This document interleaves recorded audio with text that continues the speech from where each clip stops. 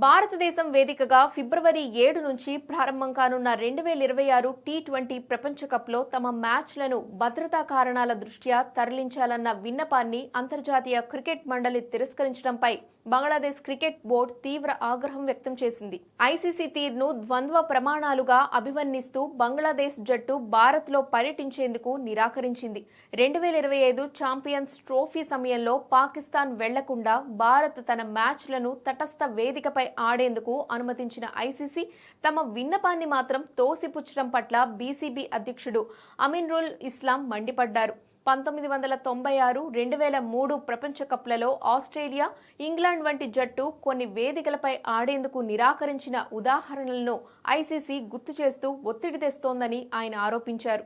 బంగ్లాదేశ్ తన పంతం వీడకపోతే వారి స్థానంలో స్కాట్లాండ్ను చేర్చేందుకు ఐసీసీ సిద్ధమవుతుండటంతో క్రికెట్ ప్రపంచంలో తీవ్ర ఉత్కంఠ నెలకొంది.